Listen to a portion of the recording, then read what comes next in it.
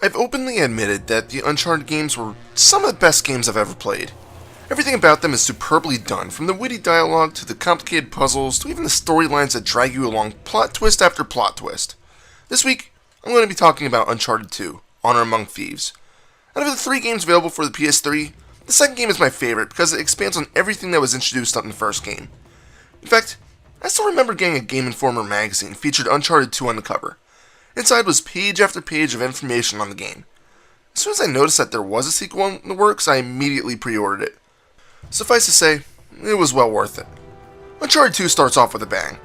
Instead of trying to explain it, just watch. And before anyone bitches, this is the first frickin' scene that you're shown in the game with no explanation right away from what happens. The previous circumstances to this are explained in greater detail about halfway into the game.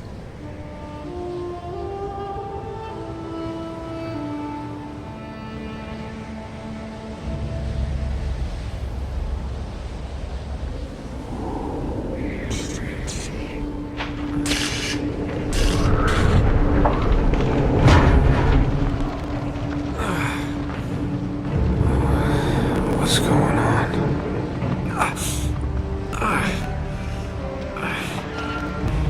Yeah, that's my blood. That's my blood. It's a lot of my blood. Oh, God.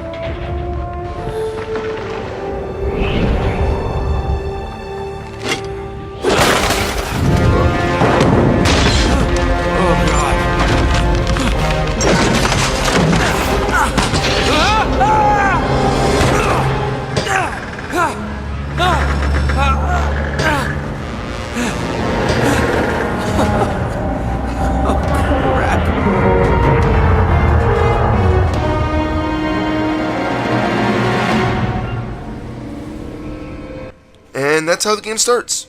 Nathan Drake wakes up, finds himself covered in blood, and ends up hanging around. And now you get to control him. Tell me that doesn't hook you in right away. Tell me you're not asking yourself, why the hell is Drake hanging from the back of a train? Tell me, come on, tell me you don't want to play this game already. Uncharted 2's overall story is similar to the first Uncharted game. Drake, treasure hunter known for ending up with the short end of the stick frequently, meets up with old companions Harry Flynn and Chloe Fraser to discuss a possible job. One thing leads to another, and Drake ends up trying to find Shambhala, sometimes called Shangri-La, which is essentially a spiritual utopia.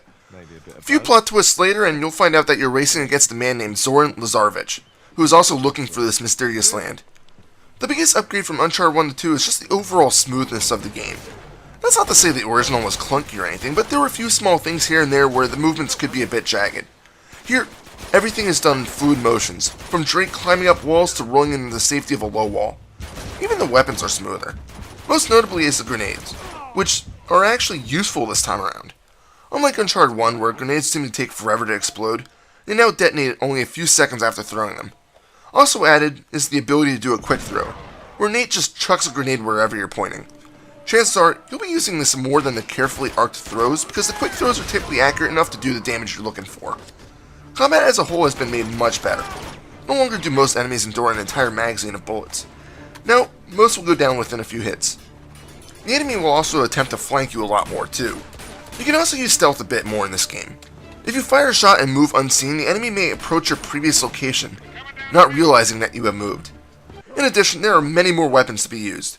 Of course, the M4, the AK-47, and RPG return, but many new weapons such as a shotgun-like pistol called a pistol, a grenade launcher, and a Gatling gun are introduced. The new weapons are a welcome addition. Melee attacks have also gone much easier to perform. Whereas Uncharted 1's attacks force you to use a combo-style attack for more ammo, that's all scrapped in the sequel. Now, square is simply the only button needed to punch. New, however, are combo attacks. When punching an enemy, they may grab Drake. When this happens, you can press triangle to perform a counter, effectively knocking out an enemy. Fail to perform the counter and Drake will be the one taking damage. It's very simple to use, but only necessary on higher difficulties, as easier ones rarely ever force you to counter enemy attacks. Another huge improvement is just how lengthy the game is. Uncharted 1 wasn't really short by any stretch of the imagination, unless you've played it enough times to be able to run quickly through it. Uncharted 2 seems to be at a minimum 50% larger. It just seems like it'll never end, but it's not like other games that may drone on and you'll just be sitting there wondering when it's going to stop. Uncharted 2 never really gets boring. Part of this is because of the constant change between action scenes and puzzles. Most of the times, you'll alternate between the two. First you'll be fighting a large group of enemy mercenaries, and then the next you'll be climbing up a huge stone dagger, trying to find the hidden passageway to progress through the game. It goes on like this over and over. The characters that you'll run into are a bit more diverse this time as well. The first game had some very interesting people to meet, but you'll run into more in Uncharted 2. Of course, some old friends return, including Victor Sullivan and Elena Fisher. Naughty Dog did a great job in ensuring that both Uncharted games flowed into each other, and there wasn't any plot holes between the two. Another improvement are the environments that you'll run into, and this is what I want to talk about for a bit, because that's really what makes this game shine. Sure, you'll end up in a jungle at one point, but there's much more to this game. You'll start off trying to steal an artifact in a museum, which acts like the game's tutorial for a bit. Later on, you'll end up in Borneo, a city that's being sieged. Of course, this allows for many objects to be climbed on, and you'll need to use the devastated city's landscape to get to platforms not normally reachable. After this, you'll end up at a Tibetan village in the middle of a snow-capped mountain range. But of course, that's not all. Two of the most impressive areas you'll do battle in are actually moving environments. The first is a very large train that's actually moving. Nate's trying to save one of the characters, so he leaps onto the train to get to the front. Mercenaries aren't the only thing that you'll be running into either. Drake will have to dodge signposts to avoid getting swept off of the train. He'll also have to jump from car to car, and at the same time occasionally dodge a helicopter. It's a frantic group of 2 chapters, but in between shooting enemies you can't help but notice how beautiful the landscape is. Of course, this landscape does repeat, but there are limitations to even what next-gen games can do. The second area that moves while you're exploring it is the Convoy Level. This is even more challenging than the train, simply because there's sort of a timer involved. Drake will be jumping from one truck to another, and many of the trucks will ignite after a short period of time. If Drake doesn't bail from it, the truck will explode, taking Drake with it. It's just really impressive to see this in practice, because I can't think of any other game that's had anything like this. Although the story is great in its own right, the race between Drake and Lazarevich just moves it along well. Drake may be a thief, but he's still on the good side.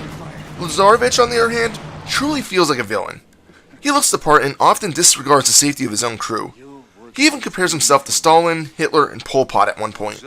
Strangely, even at that admission, his crew still follows his orders. Anyway, he's definitely one that Drake doesn't want to cross unless necessary. The two will butt heads often enough, but circumstances deem that they never really fight until much later in the game. Since the game is still relatively recent, I'm not going to say anything else about that fight, other than it's a truly epic battle between good and evil. I also can't help noticing that the game took some inspiration from Indiana Jones. One level in particular, near the end, forced you to cross a large hallway that's dark and lined with torches. I don't know, it reminded me of The Last Crusade. There's also a large crumbling set of ruins that Drake and his Tibetan friend must cross. I don't know, they just seem to come out of an unreleased Indiana Jones movie. Let's move back to the dialogue of the game. Just like before, Drake is a witty one, always sporting one-liners in addition to his sarcastic demeanor. The banter between characters just increases the fun about the game. Of course, not everything is comedic in nature. There's plenty of serious content with the game, including the several scenes where Drake contemplates just giving up at times. Again, he's not a hero, but instead is just trying to do the right thing. He's scolded for this several times too by some of his cohorts, but it just reiterates the fact that all the characters in the game just play out like regular human beings trying to make a buck. They're all believable. Also added into the game is an online feature. I've played it a few times years ago, and it's actually pretty fun, although I'm pretty bad at it. There's both competitive and also cooperative modes. Unfortunately, a free-for-all mode wasn't introduced until Uncharted 3, but it's still fun to play.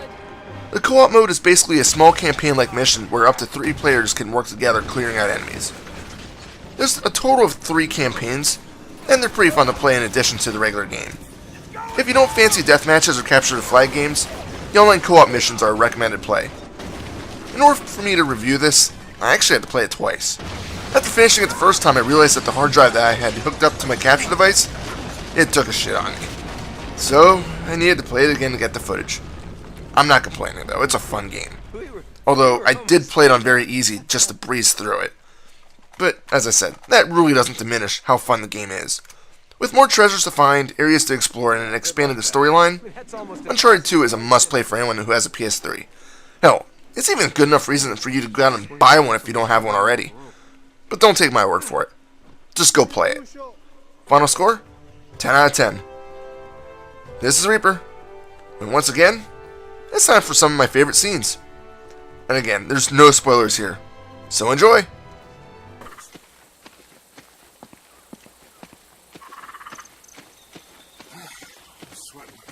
church. You brought a hooker to church? Why not? You overlooked one little detail, didn't you, partner? What? Face it, genius, you've been played. Oh, really? Hey! Jackass, you're ruining the show here. Ah, what a shame. Sully! I really can't leave you alone for a minute. Oh, man, am I glad to see you. How you doing, kid? I'm doing just great. So, had to grease a few palms. Did go through the rest of your money, and a good chunk of my own, but hey. Jesus, you stink. Yeah, not half as bad as that cigar. Hey, how'd you find me?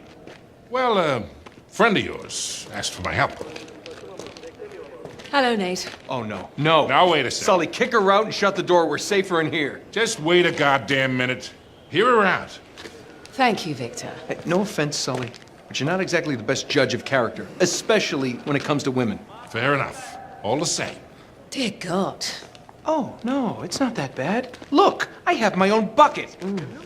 Last cell I was in, 8 of us had to share. Listen. Oh. Is that an ancient Tibetan ritual dagger in your pocket? Oh, maybe I'm just happy to see you. Yeah, hello. I don't like these odds. No? No, I think maybe we should cut over to the hotel a different way. Just avoid this crew altogether. I'm sorry, do you have a plan to go along with that grenade? Yes, I do. I'm gonna circle around this way, break up their little party. Aren't you forgetting about somebody? Well, that's where you come in, sweetheart. I need you to take care of him. But, do it quietly. Do it quietly. Yeah. Are you sure about this? Desperate times, right? What does that mean?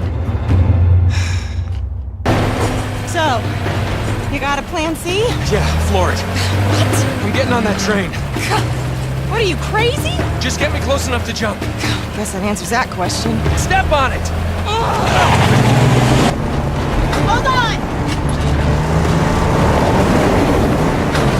Ah, that's right, you bastards! We got you now! Oh, crap!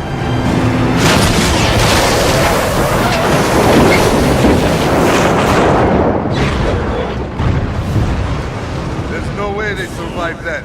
Let's go.